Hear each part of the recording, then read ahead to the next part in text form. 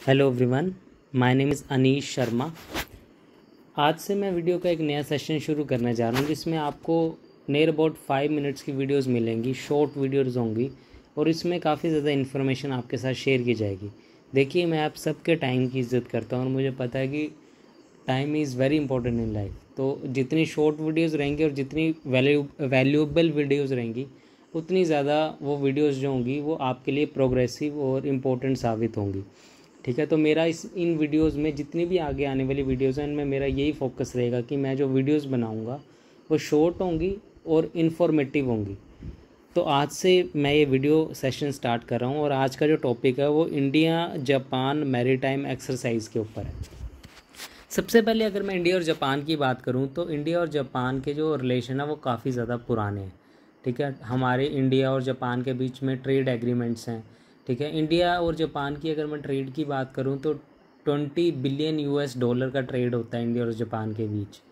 और इवन अगर मैं देखूं तो ये जो दोनों कंट्रीज़ हैं इंडिया और जापान, ये दोनों एक दूसरे को काफ़ी सपोर्ट भी करती हैं। जैसे साउथ चाइना सी की अगर मैं बात करूं तो वहाँ पे चाइना काफ़ी एग्रेशन दिखाता है, तो वहाँ पे डायरेक्टली या इनडायरेक्टली इंडिया जापान को सपोर्ट करता है।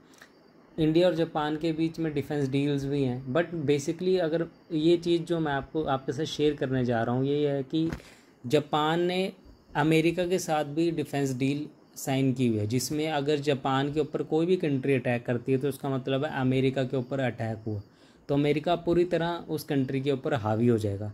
इसलिए जापान पे डायरेक्टली या इनडायरेक्टली कोई भी कंट्री अटैक करने की सोच भी नहीं सकता, क्योंकि उसके डिफेंस में अमेरिका खड़ा हुआ है। जापान पे अटैक मीन्स अमेरिका पे अटैक, और ऐसी डिफेंस डील अमेरिका ने कुछ और कंट्रीज़ के साथ भी साइन की हुई है। तो अगर मैं इंडिया और जापान के रिलेशन के बारे में बात कर रहा था तो काफ़ी अच्छे रिलेशनशिप हैं। दोनों कंट्री एक दूसरे को सपोर्ट भी करती हैं। यूनाइटेड नेशन सिक्योरिटी काउंसिल में अगर कोई भी कंट्री अगर मान लो किसी के खिलाफ वोटिंग हो रही है तो ये दोनों कंट्री हमेशा एक दूसरे के फेवर में ही रहती हैं और एक दूसरे को सपोर्ट करती हैं। तो वर्ल्ड लेवल में भी काफ़ी अच्छी इन दोनों कंट्रीज़ के बीच बॉन्डिंग है। तो इसी बॉन्डिंग को और इम्प्रूव करने के लिए एक मैरीटाइम एक्सरसाइज हो रही है। मेन एम है इस मैरीटाइम। अब ये इम्पोर्टेंट क्यों है, क्या ऑब्जेक्टिव हैं इसके, वाई दिस इज़ इम्पोर्टेंट? ये इसलिए सबसे ज़्यादा इम्पोर्टेंट है। देखिए, पहला point, to enhance interoperability. Interoperability क्या होता है कि आप डिफरेंट डिवाइसेस को यूज़ करते हैं ताकि आपका जो कम्युनिकेशन है वो बेहतर हो, ताकि जो दो कंट्रीज़ हैं उसकी प्रॉपर कोऑर्डिनेशन हो, कोऑर्डिनेटेड वे में वो वर्क कर सकें। दूसरा point, to enhance streamlining seamanship. जैसे हम पढ़ते हैं ना स्पोर्ट्समैनशिप, कि जो स्पोर्ट्समैन होते हैं उनके अंदर स्पोर्ट्समैनशिप होनी चाहिए, वैसे सी में जो काम कर रहे होते हैं लोग उनमें सीमैनशिप होनी चाहिए। मतलब सबसे पहले आपको आपकी बोट की या आपको आपकी शिप की प्रॉपर नॉलेज होनी चाहिए। आपके पास एक वेदर चार्ट होना चाहिए, आपको पता होना चाहिए कि कौन से मंथ में मौसम ख़राब हो जाता है और उस ख़राब मौसम में आप कैसे रिएक्ट करेंगे, कैसे रिस्पोंड करेंगे, आपके शिप में फर्स्ट एड फैसिलिटीज़ हैं कि नहीं है। ये सब चीज़ें सीमैनशिप में आती हैं।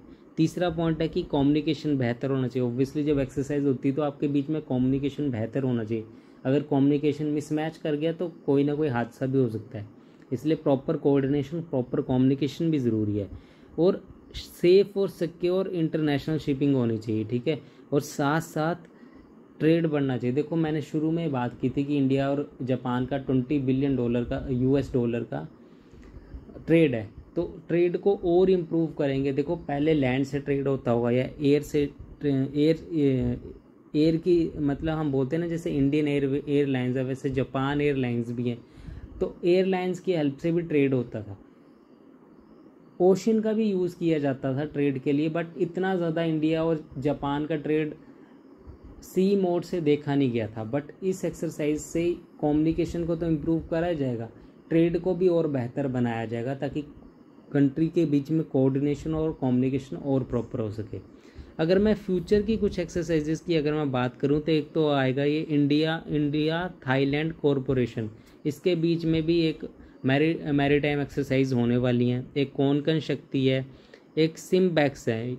सिम्बैक्स की अगर मैं बात करूं तो ये भी काफ़ी ज़्यादा पॉपुलर है। ठीक है, ये एक्चुअली सिंगापुर और इंडिया के बीच में जो एक्सरसाइज है बायलैटरल एक्सरसाइजेज हैं, बायलैटरल बिटवीन टू कंट्रीज़ होता है, तो उनके बीच में जो एक्सरसाइज हैं वो परफॉर्म किए जाएंगी, मैरीटाइम बायलैटरल एक्सरसाइजेज हैं। ठीक है, और बेसिकली इन एक्सरसाइजेज का मतलब यही होता है कि कम्युनिकेशन बेहतर बने और प्रॉपर कोऑर्डिनेशन बने बिटवीन टू कंट्रीज़, और अगर कोई भी वार टाइम आया तो जो ऑपोजिशन कंट्री है उसको बेहतर जवाब दिया जाए।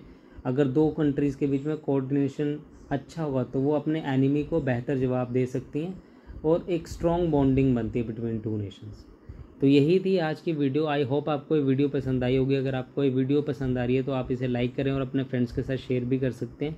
और आगे मेरा टारगेट यही रहेगा कि मैं फ्यूचर में ऐसी शॉर्ट वीडियोस आपके पास लाते रहूं और शॉर्ट वीडियोस बना के आपको प्रोडक्टिव इन्फॉर्मेशन दे सकूं।